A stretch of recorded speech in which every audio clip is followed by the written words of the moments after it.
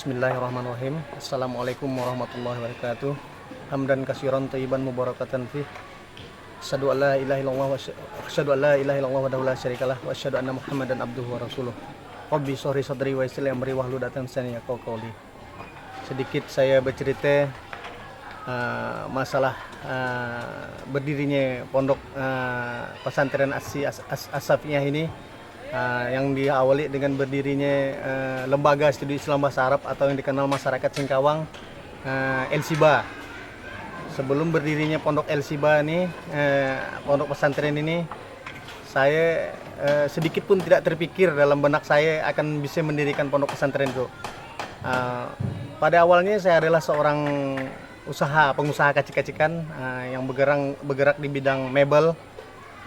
Istilahnya yang berlatar belakang dari kehidupan kami yang sangat sederhana, dididik oleh orang tua kita dari segala kesederhanaan yang ditanamkan rasa kejujuran di dalam hati kami. Seiring berjalannya waktu, saya berusaha, alhamdulillah berhasil.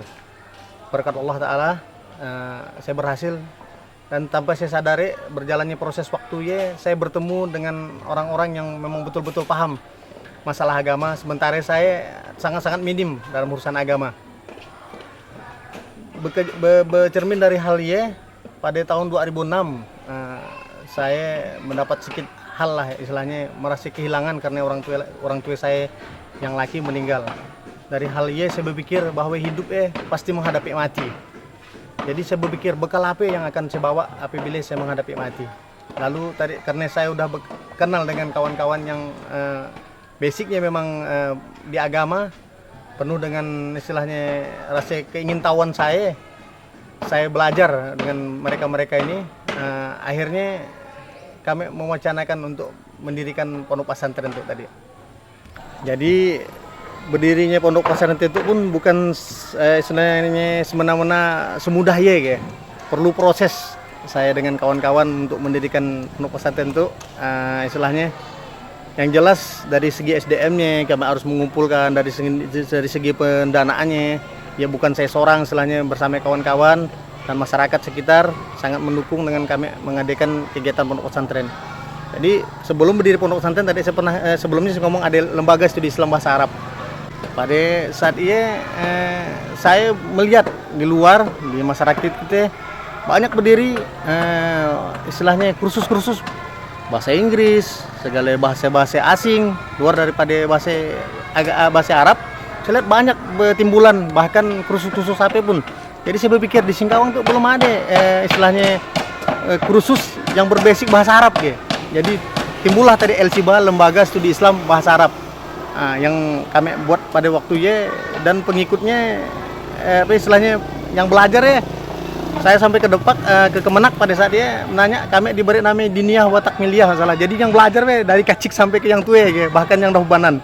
Jadi tidak dipilih-pilih. Jadi berkembang dari studi Islam bahasa Arab tadi, kami mengadakan latihan belajar tahsin segala macam.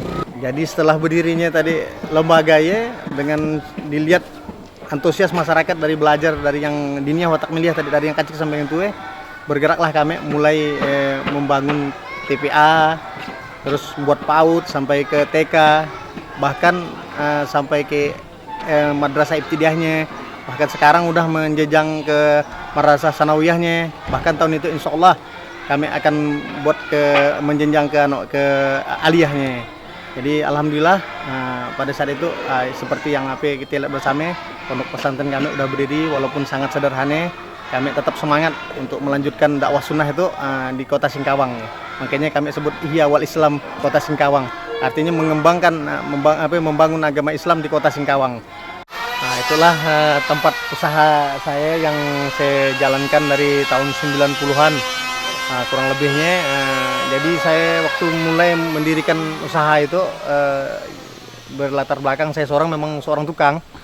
Jadi saya mengajak kawan-kawan di lingkungan saya, pada utamanya di lingkungan kami Kampung Belakang Anim itu Jadi yang mana nganggur-nganggur, terus kayaknya ada juga yang memang mereka istilahnya kerjanya ndak tentu gitu kan.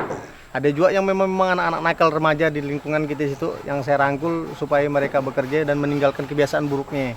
Nah, jadi sampai sekarang itulah tempat usaha yang masih saya pertahankan sebagai satu jalan juga untuk mencari dana dalam menghidupi pondok pesantren kami itu pada saat itu. Nah, giyalah cerita ringkas tentang pondok pesantren yang telah kami dirikan itu.